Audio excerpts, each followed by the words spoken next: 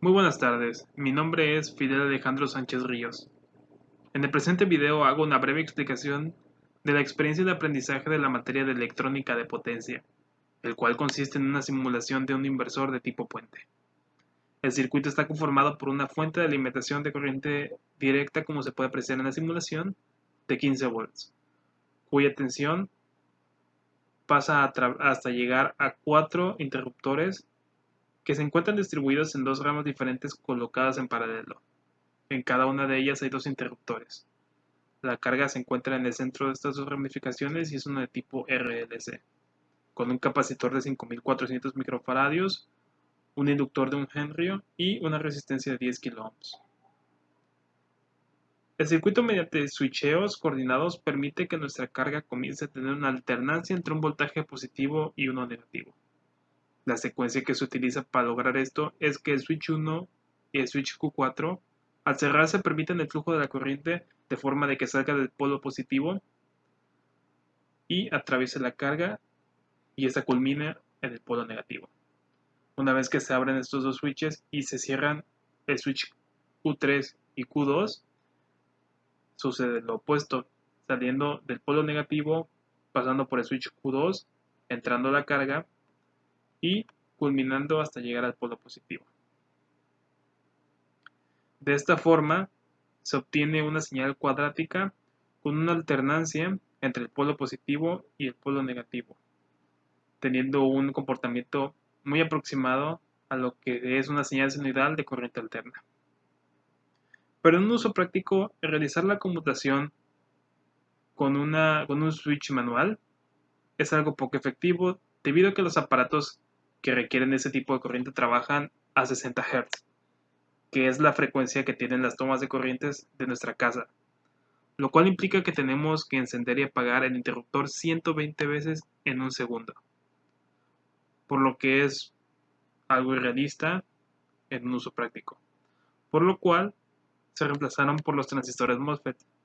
Esto es debido a la capacidad de manipular altas tensiones y por medio de señales de control conectadas al gate podemos realizar una computación a la frecuencia que deseemos. En esta simulación se utilizó la técnica denominada PWM para controlar la conmutación de los MOSFETs. Esta técnica genera una señal sinusoidal compuesta por pulsos de diferentes anchuras, las cuales van creciendo conforme va llegando al pico de la señal sinusoidal y decreciendo cuando éstas llegan a cero.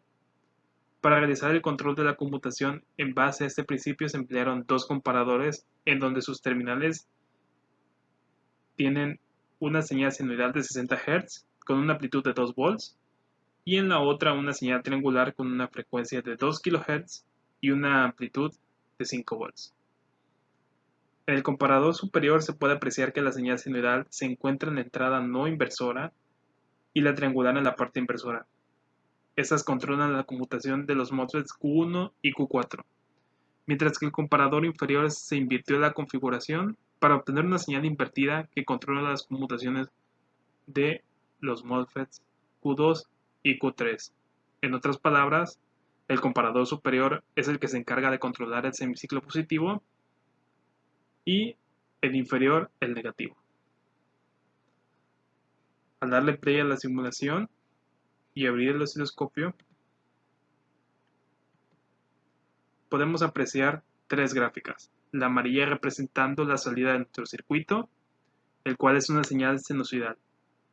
La azul representa la salida del comparador superior, el cual, como se puede notar, el ancho de pulso aumenta a como la señal sinusoidal llega a su pico positivo y decrece a como ésta va cayendo. La señal rosada es la señal invertida de la gráfica azul, por lo que se puede ver cómo va aumentando su ancho conforme se va llegando al pico negativo. En nuestra señal de salida, la amarilla, en sí es una diferencia entre el punto A y el punto B, o vista de otra forma, entre la señal azul y la señal roja, por lo que con las pulsaciones de ambos hemiciclos en conjunto logran aproximar al comportamiento de la señal de salida a la corriente alterna. Mientras más fina es la onda triangular, más fino será el tren de pulsos. Pero al final, para lograr tener una aproximación a la señal sinusoidal, se requiere de uso de filtros pasivos. Es por eso que se escogió utilizar una carga RLC, debido a que esto es lo que permite que suavicemos la señal de salida y se tenga una aproximación mucho más fiel a la señal sinusoidal. Ahora, si procedo yo a cambiar el valor del capacitor a una muchísimo más pequeña,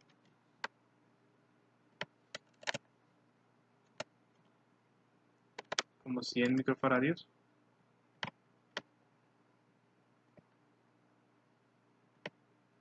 se puede apreciar de que se deja de suavizar la señal de salida y se obtiene una señal, si bien se alterna aún así entre el semiciclo positivo y el semiciclo negativo, el voltaje aún así está muy poco filtrada, por lo cual se puede apreciar un comportamiento mucho más errático y al momento en el que nosotros queramos utilizarlos en motores de inducción u otro tipo de utilidades, estas pueden dañar severamente el equipo.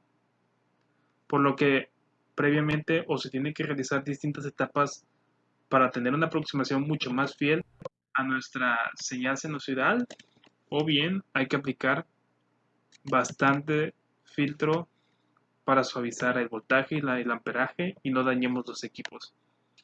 Entonces, en este caso, en nuestra carga, el capacitor funge como un suavizador del voltaje y permite de que se muestre muchísimo más clara la señal sinusoidal, y el inductor suaviza la corriente.